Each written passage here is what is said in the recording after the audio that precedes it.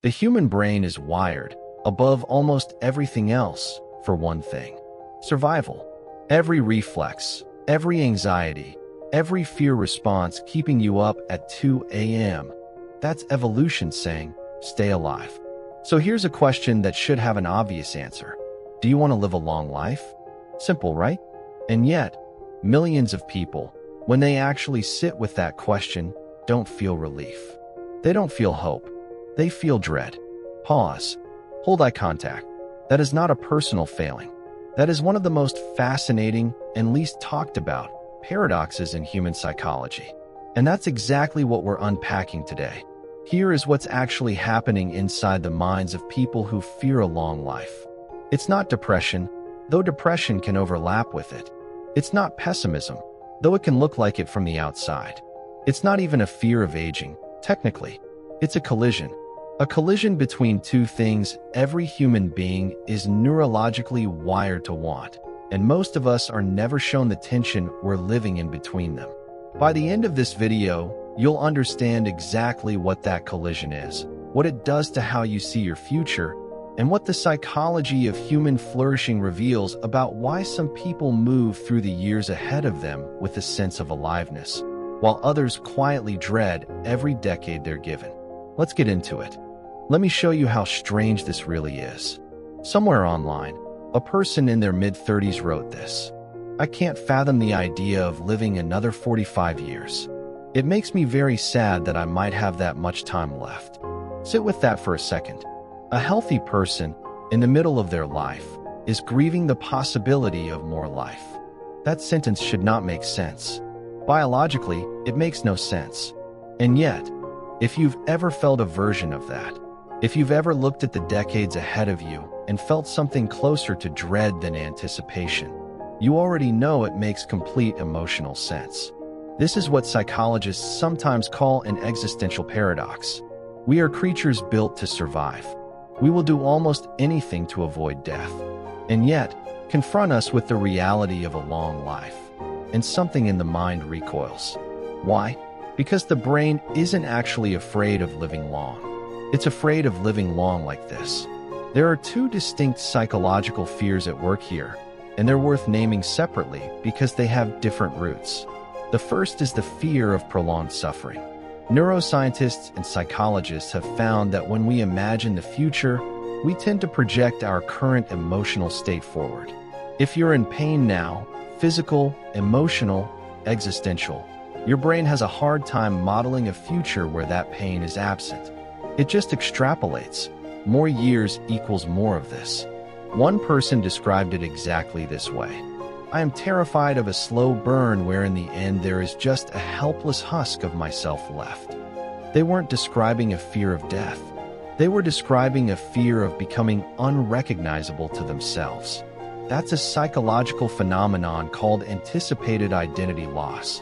The dread of losing not just your capabilities, but the version of yourself you identify with. The second fear is subtler, and in many ways more revealing. It's the fear of emptiness. Not pain, absence.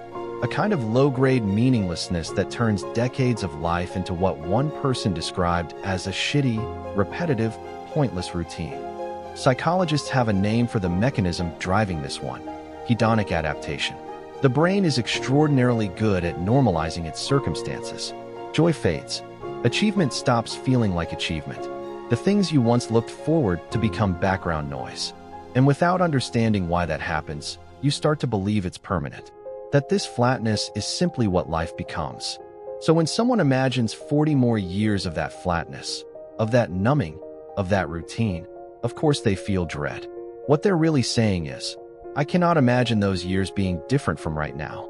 And that belief, that the future is just a longer version of the present, is one of the most psychologically consequential errors a human mind can make. Here is the part most people never hear. Research into what psychologists call eudaimonic well-being. Well-being built not from pleasure, but from meaning, purpose, and genuine engagement with life, shows something that rewrites the whole story. People who age with the highest reported well-being, the sharpest cognition, and the lowest rates of the diseases we fear most, don't share the same diet or fitness routine or genetic profile. What they share is this: they have a felt sense that their life matters. Not in a grand, legacy-building way. Not in an Instagram-worthy way. In the quiet, daily sense of, I have something to engage with. I am useful to someone. I am still becoming something. And here's what the neuroscience adds to that. Purpose is not just a philosophical idea. It is a measurable biological state. When the brain has a sense of direction, when there is something ahead of it that matters, it activates reward circuitry, regulates stress hormones, and literally alters how the brain ages at a structural level. Meaning is not the reward you get after building a good life. Meaning is the mechanism that makes a life feel worth building. The people who dread a long life and the people who want one are not fundamentally different people. They are operating with different psychological frameworks about what makes more time valuable. And psychological frameworks can be examined. They can be questioned. They can change. That is what this channel is built on. Every video on this channel is designed around a single premise. Most of the patterns running your life, how you think, how you feel, how you react to the world around you, are not random. They are not just who you are. They are the predictable output of psychological mechanisms most people never learn to see. And the moment you see them, something shifts. Not because knowledge alone changes behavior, but because you can't challenge what you can't identify. This video was one example of that. The dread some people carry about the future isn't fate. It's a pattern with identifiable psychological causes, and that means it has identifiable psychological exits.